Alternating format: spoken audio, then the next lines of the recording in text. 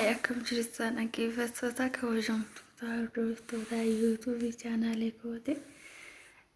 Aadaan saba tokko tokko baay'ee na kofalchiisa ani dhugaa. Dhiira moo dubartiidha moo ani wanta garadhiidha. Dhugaa baay'een itti bohaara yeroo hunda gadduun bareeda miti. Gaddi namaan abbaa isheetiiti. Yeroo hunda gadduun nu barbaachisu gisee tokko tokko illee akkatti zaanaafataa jechuu qabna jechuudha. Bakkuma jirrutti jechuudha. Yuutuubii koo warri haaraa taataniif sheer laayik gochuun na jajjabeessadha. Koottaa maatiinaaf ta'aadha. Aadaan saba tokko tokko akkaataan isaanitti caffaran bexaam nama bohaarsa. Mee irra deddeebi'ee isin bohaarsaasa. Itti bohaara. No.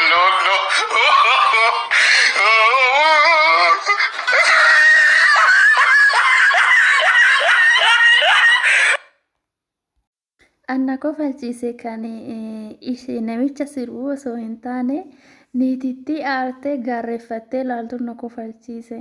Way ajaa'iba! Abbaa manaa ishee yoo akkatti hudduu raasu kana aadaa Afrikaati koo. Sirboota Afrikaati sirboonni akkatti sirbamu kuni aadaan nama tokko tokko bexaam nama kofalchiisa. Nama ajaa'ibsiifata. Ani hin beeku qullaa akkatti sirbaneessu. Lanagaruu miidiyaan waanuma hin jedhu nama dhugaa waaqayyoo. Viidiyichi baay'ee nama bohaarsisa, baay'ee nama kofalchiisa. Ani namticha sirbaa jirurra kanan itti kolfe niititti dhaabbattee afaan qabattee duraa duuba namtichaa ilaaltu na kofalchiisa jechuudha. Innaa isinillee akka itti bohaartan abdiin qaba jechuudha. Iskii mee sirboonni Itoophiyaa keessaa biyyoota gaafan Afrikaa bichaa osoo hin taane Itoophiyaa keessattuu sirboonni baay'ee nama bohaarsan, nama kofalchiisan haalli sochii isaanii ni jira jechuudha. Kan qinillee of keessaa qabanii, kan akka ergaatti illee namaaf dabarsanii, kan nama kofalchiisanillee haalli sochii isaanii kun mudhii ol, kun mormaa ol, kun mudhii gadi. Kun immoo mudhii biratti jechuudha. Manninyaamu sirbichi baay'ee nama bohaarsisa. Anuu laalee ni kolfee dhiisuu dide. Innaa bicha itti bohaarame. Sirboonni akkanaa kuni Itoophiyaa keessatti illee ni jira. Kan jedhu tokko ni jira. Itoophiyaan biyya baay'ee bal'oodha. Itoophiyaa miti. Gaafan Afrikaatiif illee akka walii galaatti jechuudha. Dachee bal'oo qabdi jechuudha. Akkasumas aadaa fi duudhaa waa hedduu of keessaa qabdi. Isinillee akkatti bohaartan abdiin qaba jechuudha. Asumaanillee na jajjabeessadha. Laayik sheer koomentii gochuun na jajjabeessadha. Fakkeenyaaf sirbi Oromoo tokko kan naannoo kiyyatti sirbamu naannoo biraatti adda jechuudha. Namoonni gara biyya alaatii dhufanii sirba afaan kiyyaa sirbu san maaliif sirba akkanaa jedhanii kan haasa'an illee ni jiran jechuudha.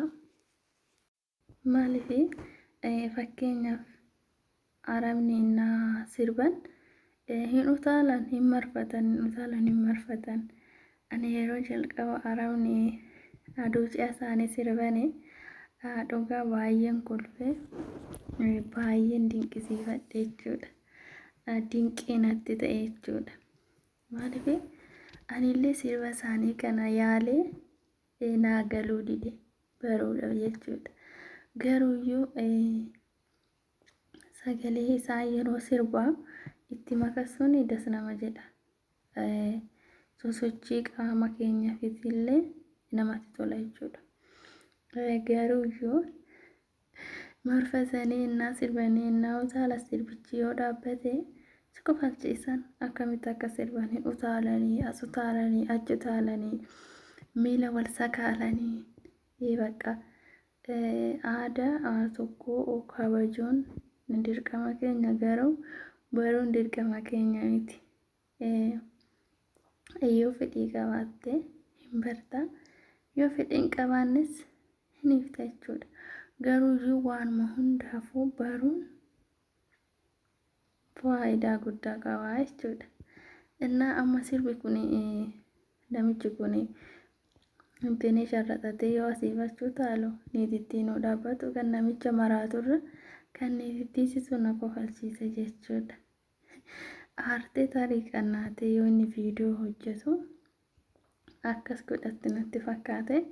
Maanninyaawwan sinillee mee itti bohaartanii jirtan jechuudha. Mee na jajjabeessaa laayik koomenti gochuudhaaniini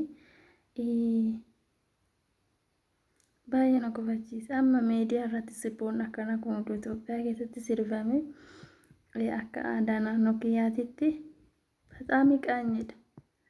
Isa fuudha. Oromoo safuu beektii jedhamtidha. Amma garuu akka durii miti. Safuun durii sunillee cabaa jira, badaa jirallee. Geeruyyuu akka baruu taanan morma nama jallisaa jedhama maaksi. Silazii akka namicha kanaa hin ta'a jettanii ijoolleen biyya arabaa jirtanis akka araboota tanan ta'a.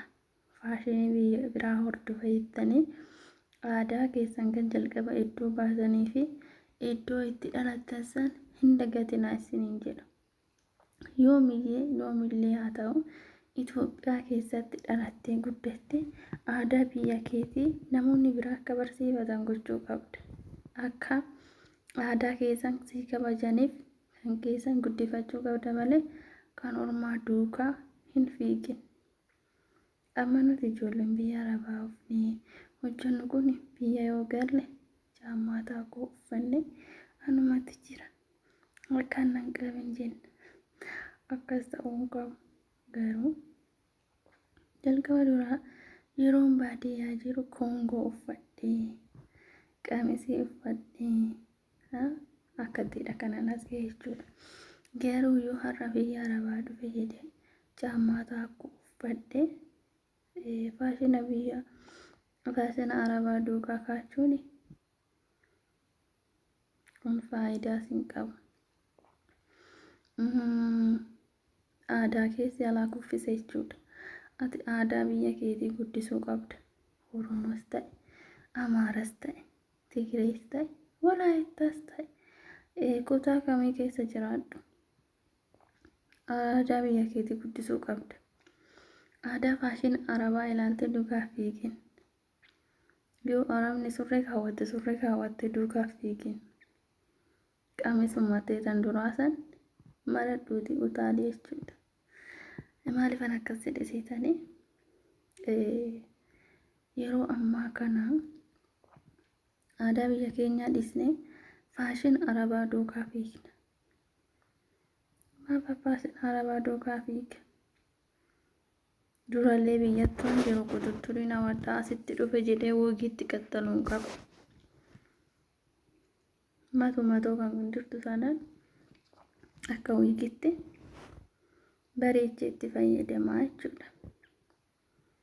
Silazii viidiyoon kan koo isinitti tole na jajjabeessaa laayik sheer godhaadha na jajjabeessa isiniin jedha. Amma nama ajaa'iba. Amma niitittiin gaarreeffattee laalti. Isaa yookaan isheedha yookaan kan hudduu raasuu qabu garuu inni kinoo kara godhataa isiniin jedha akkamirraa fokkisaa. Eera garuu wanta garadiis ta'uu danda'a maaltu beeka. Ishiin gaarreeffattee laalti bokoktee akka inni godhatu. Baay'ee hixxaartee jirti. Yoo silxaanni kan ishii ta'e xiffiitti martee lafaan isa garaftu akkana godhatu kana. Maal gootee deeggarumatti gubatteetuma oshuma jette. Kan niitittiitu na kofachiise kan namicha utaalurra. Yaa zabana namni akka horiititti qullaa deemu horiidhaan hin maladda nuti. Amma narraa miidhaga se'eeti. Ajaa'iba kan bara kana maaloo kongoon tunuruu jalaa utaalte achi hudduu dhaabe. Ajaa'iba. Maanninyaawwan laayik sheer godhaame. Nama garrama dhugaa rabbi. እና ላይክ ሼር እያረጋችሁኝ አበረታቱኝ። ግን በጣም ይደብራል። ሼም ነው፣ የእውነት ሼም ነው። ግን የሌላ አገር የተመረተው ዘፈን እና የኛ ሀገር ዘፈን በጣም ይለያል። በሆነ ወንድ ልጅ እንደዚህ ወጥቶ እንደዚህ ሲል ጊዜ በጣም ይደብራል። እና የሀገራችን ዘፈን እና የሀገራችን በዓል እንቀጠል ማለት እፈልጋለሁ። እና አረብ ሀገር መተናል ብለን የሌላ ሰው በዓል ወስደን የሀገራችን በዓል መተው የለብንም ማለት ነው። ያለንበት እንኮራበት ማለት ነው። ያለንበት በዓል ኢትዮጵያ በዓል ይሄ አሁን እኔ እንጃ ምን እንደምመላችሁ አላውቅም። እና ቪዲዮ ከተመቻችሁ ሼር፣ ኮሜንት እያረጋችሁኝ አበረታቱኝ ማለት ነው። ሌላ ጊዜ በሌላ ቪዲዮ እስከሚመጣ ድረስ ባይ ባይ።